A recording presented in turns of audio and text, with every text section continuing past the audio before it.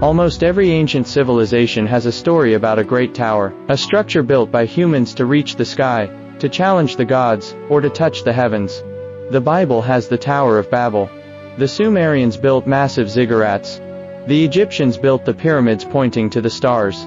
The Maya built their own pyramids reaching toward the sky, and China has its own version, the legend of the cutting of the connection between heaven and earth. These civilizations never met. They never shared blueprints. And yet, they all built towers to the sky. Why? Today, we are going to lay out these stories side by side. We will compare the Tower of Babel, the Ziggurats of Mesopotamia, the pyramids of Egypt and Mesoamerica, and the Chinese legend of the separation of heaven and earth. And we will ask the question, what made every ancient civilization want to build a tower to the sky? Let us start with the most famous version, the Tower of Babel. According to the book of Genesis, after the Great Flood, all of humanity spoke one language. They traveled east and settled in the land of Shinar, in ancient Mesopotamia. There, they decided to build a city and a tower that would reach the heavens. They said, "Let us make a name for ourselves, lest we be scattered across the earth." God saw what they were doing. He said, nothing they planned to do will be impossible for them. So God confused their language, so that they could not understand each other. And he scattered them across the earth. The city was called Babel, which sounds like the Hebrew word for confusion. This story has fascinated scholars for centuries. But the Bible was not the first to tell it. The Sumerians had already been building towers to the sky for over 1,000 years before the book of Genesis was written.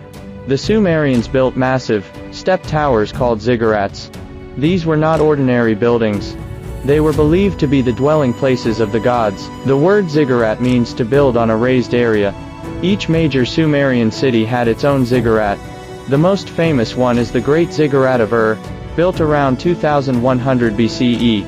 It was a massive stepped structure, with 3 levels, reaching a height of over 21 meters. The top level held a temple dedicated to the moon god Nana.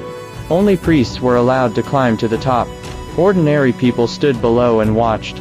The ziggurat was a bridge between heaven and earth. It was a place where the gods could come down, and where humans could send their prayers up. The Sumerians believed that their gods, the Anunnaki, had come down from the sky. Their ziggurats were built to welcome them back. In a way, the ziggurat was the earthly home of the sky gods. The similarities between the Tower of Babel and the Sumerian ziggurats are hard to ignore. Both were built in Mesopotamia. Both were towers reaching toward the sky. Both were associated with the gods coming down to earth. Many scholars believe that the biblical story of Babel was inspired by the ziggurats that the Israelites saw during their exile in Babylon. The Egyptians took the idea of building to the sky to another level. The pyramids of Giza are the most famous towers ever built. The Great Pyramid of Khufu originally stood at 146 meters tall, the tallest structure on Earth for nearly 4,000 years. But what were the pyramids for? They were not built for people to climb.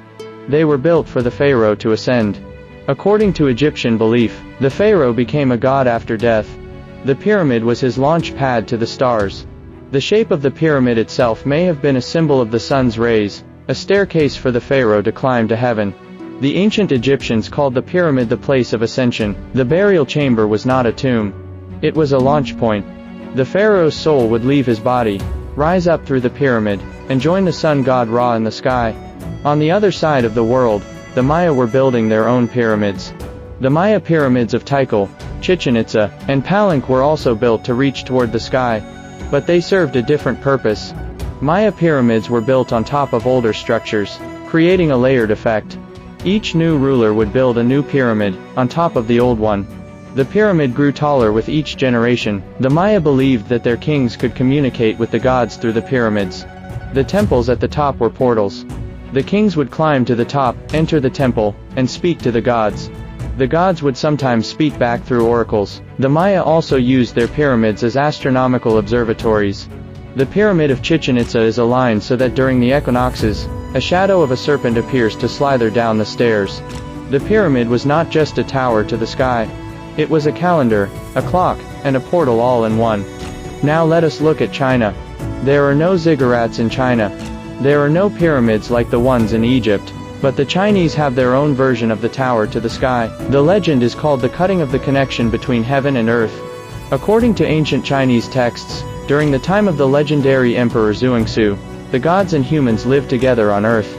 The gods could walk among humans. Humans could climb up to heaven. There was no separation.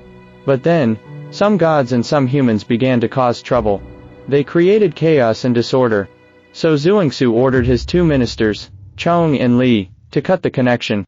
Chong was ordered to push the sky up, and Li was ordered to push the earth down. From that moment on, heaven and earth were separated. The gods could no longer come down. Humans could no longer go up. This is exactly the same theme as the Tower of Babel. In the Bible, God confused human language to prevent them from reaching heaven. In China, the emperor ordered the separation of heaven and earth to stop the chaos. Both stories are about the same thing. The gods do not want humans to get too close. But China also has physical towers. The most famous are the great stupas of Buddhism, like the Wild Goose Pagoda in Shan, but those came later. What about the time of the pyramids and ziggurats? The ancient Chinese built massive, stepped structures as well. The tomb of the first emperor, Qin Shi Huang, is a giant pyramid. It is covered by a massive earth mound, originally over 100 meters tall. Archaeologists have not excavated it fully, but ancient texts say it was built as a replica of the heavens. The ceiling of the tomb was decorated with stars and constellations. The emperor wanted to ascend to the sky. The pyramids of the Han Dynasty emperors are also massive earth mounds. They are not made of stone like the Egyptian pyramids, but they are just as large. The tomb of Emperor Jing of Han is a pyramid over 80 meters tall. These mounds were built to point to the sky. The emperor's soul was meant to rise from the mound and join the heavens. So China did build towers to the sky. They were just made of earth, not stone. Now let us step back and look at the pattern. Every major civilization built structures to reach the sky. Mesopotamia built ziggurats. Egypt built pyramids. Mesoamerica built Maya pyramids. China built earth pyramids and told the story of the separation of heaven and earth. Why? There are three possibilities. First, the practical explanation. Building a tall structure was a display of power. The king who could build the tallest tower was the most powerful. It was an arms race in stone and earth. Second, the religious explanation. Every culture believed that the gods lived in the sky. Building a tower brought humans closer to the gods. It was a way to pray, to sacrifice, and to communicate. Third, the memory explanation. What if these stories are not just symbols? What if they are memories of a real event? A time when humans really did try to reach the sky. A time when the gods really did come down. We may never know. But the fact that every civilization has the same story tells us something important. We are connected. Not by trade or conquest, but by memory. Deep memory. The Tower to the Sky is one of the oldest stories ever told. It appears in every corner of the world. The details are different. The names are different. But the core is the same. Humans reaching up. Gods pushing down. A separation that changed everything. What does this mean for us today? We no longer build ziggurats or pyramids, but we still build towers. Skyscrapers. Space rockets. The International Space Station. We are still reaching for the sky. We are still trying to touch the heavens. Maybe the story of the tower is not just ancient history. Maybe it is human nature. Thank you for watching. If you want to continue this journey through the myths that connect us all, subscribe. Next episode, we explore the legend of the lost continent. Atlantis. Was it real? And why does every culture have a story about a sunken land?